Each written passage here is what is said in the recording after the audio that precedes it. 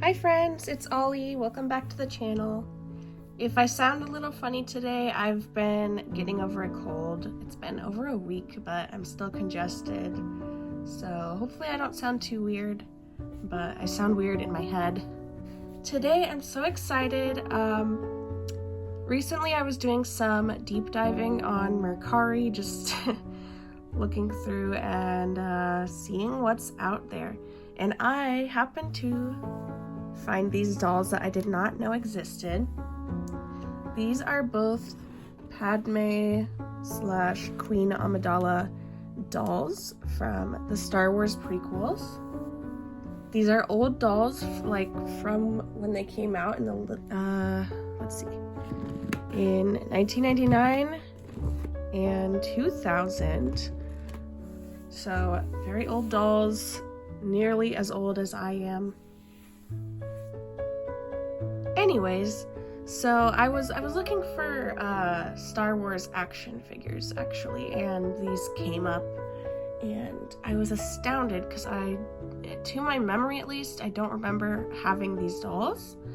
Growing up, my brother was a huge Star Wars fanatic and he had tons and tons of action figures, but I don't remember if he had these, and if he did, I definitely wasn't allowed to play with them. So yeah, I'm pretty excited to open these. I absolutely love Queen Amidala, mainly for her fashion. I think she has over 40 looks throughout the prequels, which is iconic. She just changes into a different stunning look like every scene or every other scene, which is hilarious but also fantastic. As somebody who really enjoys fashion, especially high fantasy sci-fi fashion like this. So I just got these in. The box they came in, honestly, was kinda a little bit sketchy. I feel like it was a little bit moldy, like maybe it got wet on the way, or maybe it was sitting in that box to begin with in the garage or something. So I was a little bit nervous opening, but just from inspecting the outer boxes and looking inside, they look fine. They don't look to have any mold or anything like that. I'm always cautious of anything, concerning like mold or bugs or anything like that when it comes to buying secondhand older dolls. So I'm gonna do a further inspection once I get the dolls out, but I think they're okay. I probably won't keep the boxes, or if I do, I might just keep like this cool panel here with the artwork. But I don't really have room for the boxes, and I don't really want to display them in the box anyway, so I'll probably get rid of those. So let's do this one first. This one's older, it's from 1999. I think both of these looks both appeared in the first movie of the prequels, The Phantom Menace, I believe. And this one for sure, I know that the decoy, who was played by Keira Knightley, wore this look. So technically it's not Queen Amidala, but it still basically is. Or it's supposed to be anyway, because it's her decoy. This one I'm pretty sure Natalie Portman was wearing, but it's unclear whether that was supposed to be her decoy or not. So potentially they're both not Queen Amidala, but they are, but they aren't. So it's interesting and confusing. But let's open this one first. So these are both from the Portrait Edition series, which I believe there were 3 or 4. The other one's cool too, but I got these from the same seller as a bundle, and they were my favorites, so I just got these 2. So first inspection, like, there's some little spots that are, I don't know if they're dirt or mold or what, but clearly this has been in storage for a long time.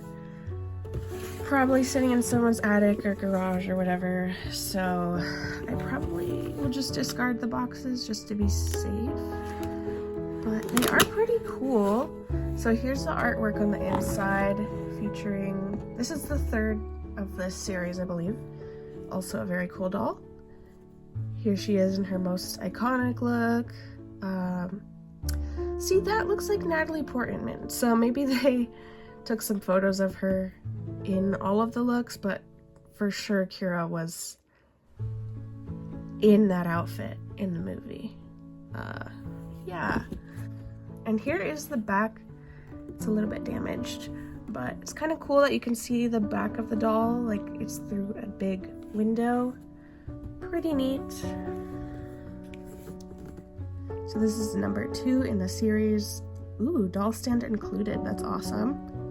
To maintain authenticity and avoid damaging fragile components, it's encouraged that the costume and accessories not be removed from the doll, which I don't plan on removing them from the doll. I might, just to see what the doll body looks like, because I'm interested in that, but I'll definitely not be redressing these because I love the outfits.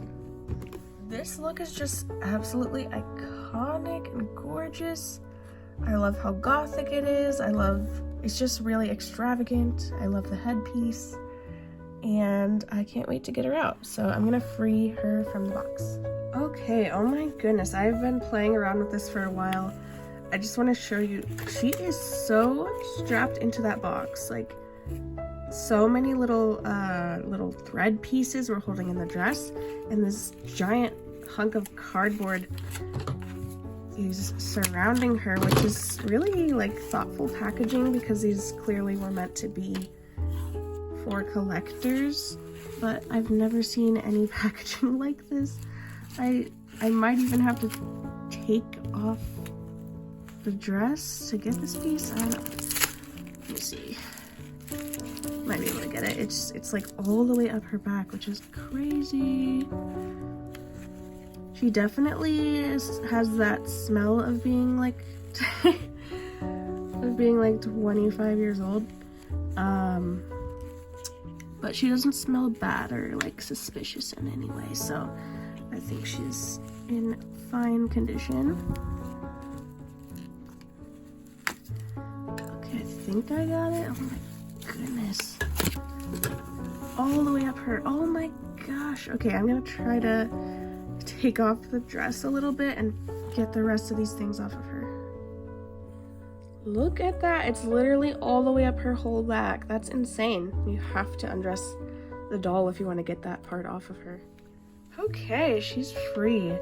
That's crazy. That's one of those fun, weird, random things that you would never know if you don't unbox the doll. So, yeah. Okay, so I do want to briefly just take off the dress if I can.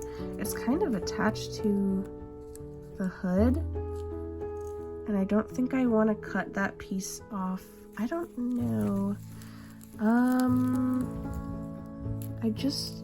Let me see if I can just slip it off of her briefly. I just want to get a look at her body sculpt. Let's see. That does not want to come off. I think it's probably fine if I snip it. It's just like a little piece of thread holding it. So, one sec. I don't know if it's impossible, but this is like extremely difficult to take off. Like the wrist piece is like not wanting to come off of her big hands. So I'm just gonna take a peek. So she has like a pretty standard Barbie style body from what I can tell. As you can see right here, there's some staining from the dress, so it's pretty typical with dark clothing. It's not very bad though. She just has some around the joints and her arms here. Doesn't really matter to me because she's gonna be staying clothed. Yeah, she has a pretty Barbie-ish kind of look. As you can see here, her neck is skin tone up until just the head is totally white. And if you lift the hood back here, you can see she is bald. She is very much bald. So yeah, it's fine. We don't need to look at that. She is wearing black panties, which is such a nice detail. A lot of dolls don't have. Her torso is articulated so she can twist. I really like that. And then she has the rubbery type of Barbie legs, and they snap.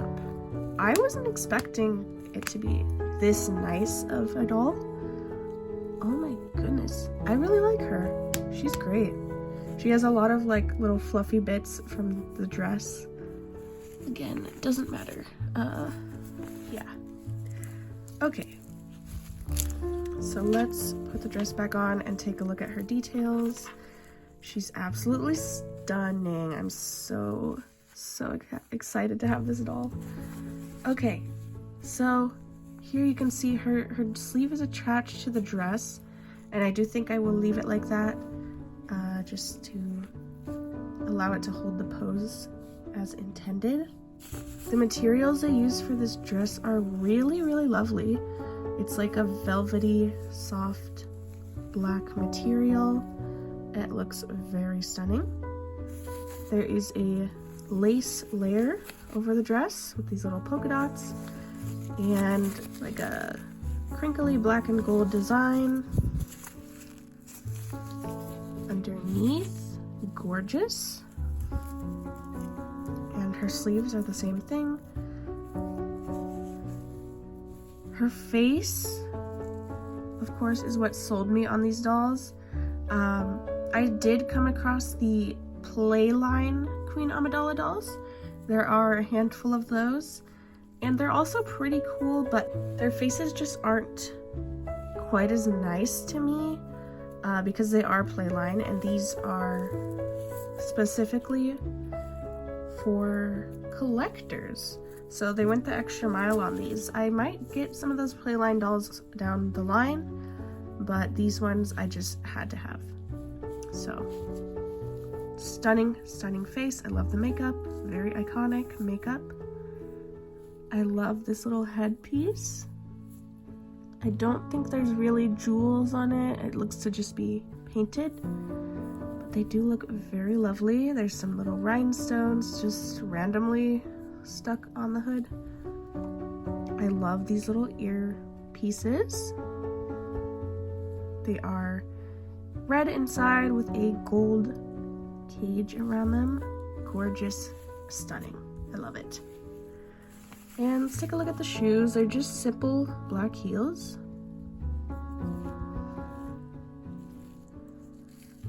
I'm so impressed. Let's see. There's more layers back here, so to help the dress poof out a bit more, they added this little ruffly netting. It's interesting. And the back is just gorgeous. So it's Velcro, but there's also one little clasp right here for extra security. This is just so stunning. I love these. These are really embroidered on the dress. Incredibly detailed. The doll itself is simple, the base, but really well executed, and of course, the reason I bought these are for the looks. The looks are stunning, and they really came through. I'm so excited to have this doll.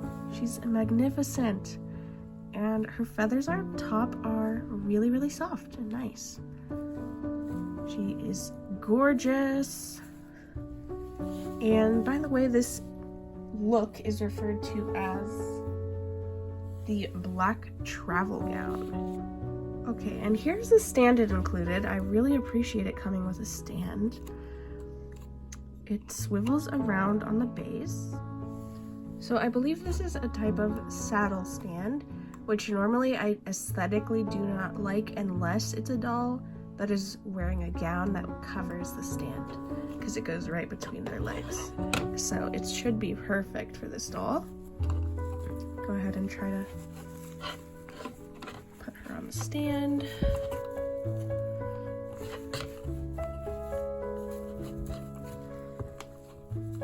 It's cool that she can swivel on the stand, so you can change the position without having to move it. That's pretty awesome. Alright, I think she's on there. Nice and steady. Just adjust her a little bit. Perfect. Voila. Okay. Amazing. Super impressed. Let's get out this one. This is one of my very favorite Queen Amidala looks. It's super different from her other ones, and I really love the purple. And this one is called Return to Naboo. Okay, I had just as much of a difficult time unboxing this doll, but so worth it. And I have made a very, very exciting discovery. Are you ready? Dun, dun, dun, dun. She has hair, and look how long it is. Oh my god, I did not know, because I just could see the front of the doll in advertising. I did not know she had hair. I knew that she didn't have hair, so I assumed it would be the same. But look at this. Oh my god. A gorgeous, gorgeous braid.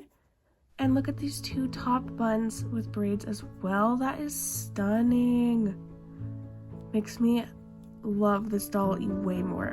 I'm so shocked and happy that she has hair. That's so beautiful.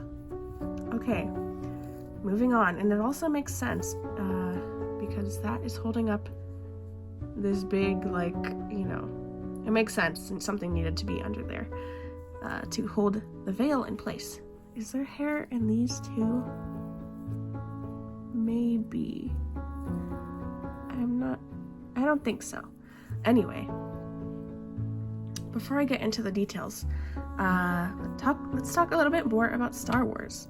So I have seen all of the Star Wars films multiple times. I really enjoy them. I like Star Wars. I'm a fan, but I've never been a super fan. So don't ask me names, don't ask me timeline or facts or any details like that, because I'm not very good at retaining that kind of information. But my brain goes crazy when I see fashion like this. So I really, really love the fun elements of Star Wars, like the fashion and the comedy and all the cool aliens you see. I have watched most of the Star Wars series that have come out, I think. My favorite being The Mandalorian. I love The Mandalorian. And I think probably between Queen Amidala and Grogu from The Mandalorian, I think they're a tie as for my favorite Star Wars characters, because I cannot resist Grogu's adorability factor, and I cannot resist her incredible fashion. She's also just so incredible as a character, so strong and powerful, and she gets stuff done for sure. So yeah, I'm not like a huge mega fan or anything like that, but I am a mega fan of dolls and fashion and this beautiful, beautiful queen right here. So I am so happy I got these dolls. And if my brother's watching, shout out to my older brother. Let me know if you're watching this. Let me know in the comments. Let the people know. Did you have any of these growing up? Did you know these existed? I'm curious. Let us know. All right, let's get into the details. I can tell this is gonna be a good one. So, we've got the same little black heels here. This dress is incredible. First, we have the veil. It's a really nice little translucent, soft purple veil. There's some embroidery on the ends here, and it is tied onto the dress so that it sits correctly. Gorgeous. Of course, I love these statement pieces that just drape here in front of her. Very gorgeous. They are also tied onto the dress. So there's a headpiece here. It is actual metal, and I can't tell if it's meant to be like that or if it's from time, but it's like maybe turning in some places, but it doesn't look bad at all. I really like that look. I'm really shocked that it's legit metal. Very impressive. Let me compare the faces real quick. Interesting. Yeah, so let's... the makeup's a little different, I would say. The lower lip on this one is more of a pearlescent sheen. This one doesn't really have that as much. The eyes are a little smaller here, I think. And the eyebrow shape is more like arched on, or well, more pointy and straight up. This one's more standard curved down brow. And I don't know if it's just an optical illusion or not, but the face sculpt seems to be a lot more narrow. I'm not sure if that's just because of the way they draped this hood, but that is a really cool detail. I don't know if it's intentional or not, but Kira's face is more narrow and Natalie's is wider. So I really, really like that. It makes me feel like I do have one of the queen and one of the decoy, her good companion. Moving on to the dress, it is very, very thick and layered and poofy, and I love it.